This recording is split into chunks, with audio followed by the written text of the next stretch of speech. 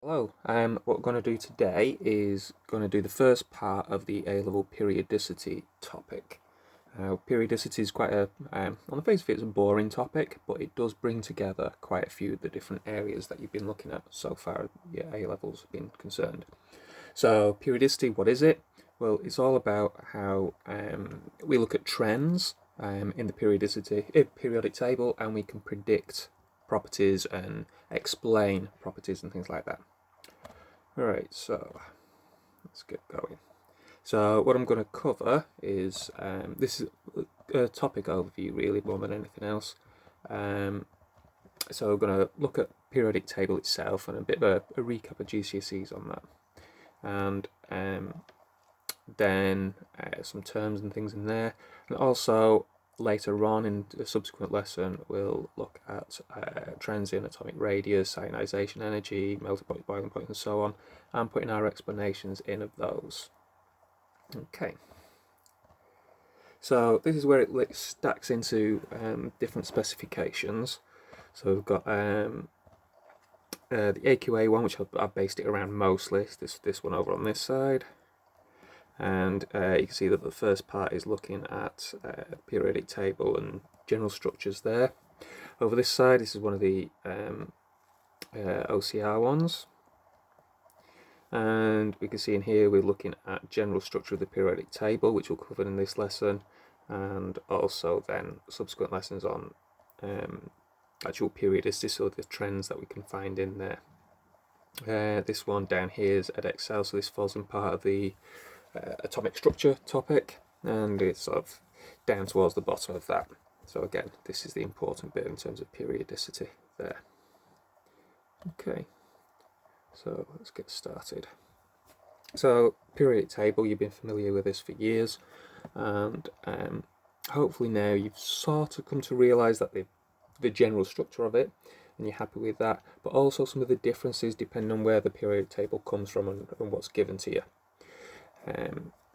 So general terms, we separated between metals and non-metals, and quite often you might have been given a sort of a little step ladder to draw in to divide the metals and non-metals somewhere around there.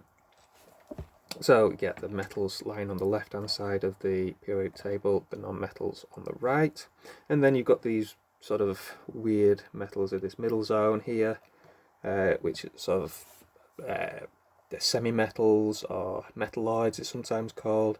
These things that exhibit properties that could be metal or non-metal. Okay, so the general order is in terms of atomic number, so the smaller of the two numbers that we give. So for example, hydrogen has got 1 and 1, helium has got 2 and 4. So the smaller of the two numbers, so depending on the periodic table you look at, they might be flipped around. So get rid of these. In fact, let's get rid of all of it. There we go.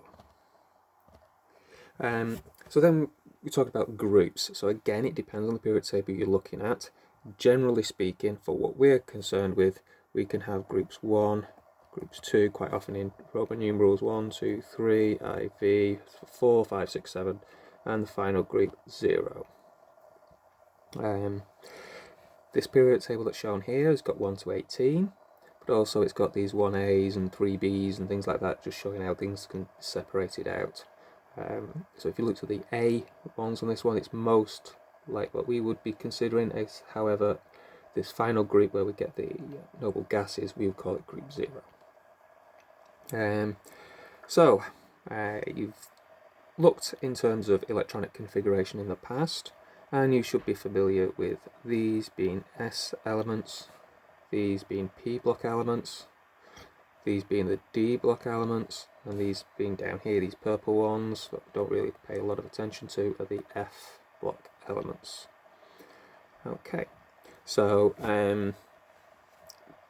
these are the electrons that we're filling in at the end. So the valence shell electrons are going to go into these particular orbitals. As a sort of a teaser for maybe some year 13 work. So these D block elements here, which we previously called transition metals, are in fact sort of a greater set of than the transition metals. Transition metal don't include all of these. So for example, scandium and zinc aren't technically transition metals because their ions that they form do not have an incomplete set of d orbitals. Okay, or d-filled orbitals. But we'll worry about that next year. Okay, so going back on. So I've sort of teased on these a little bit. So these are the things that we look at. So we're going to just talk about the reactivity of these. So here we've got our group 1s, so we've got lithium, sodium and potassium. And we want to talk about the reactivity. And from your GCSE days, you probably looked at reactivity of group 1 metals, and you may have done some explanations.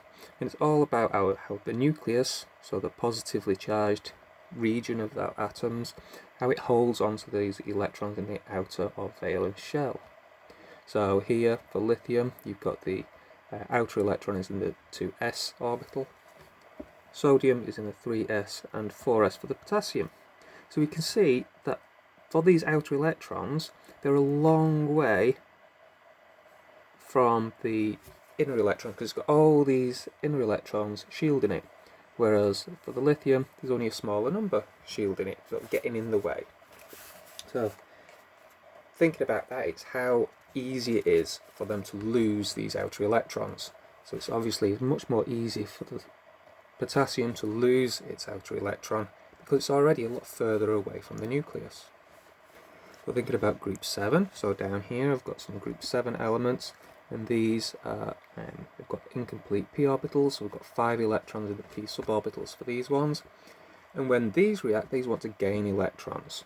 So electrons are going to be filling into these, so it's how easy these are going to fill in. So an electron is going to be much more attracted to going into this orbital here than it is into this orbital here, because it, again, like before, this is a lot closer to the nucleus,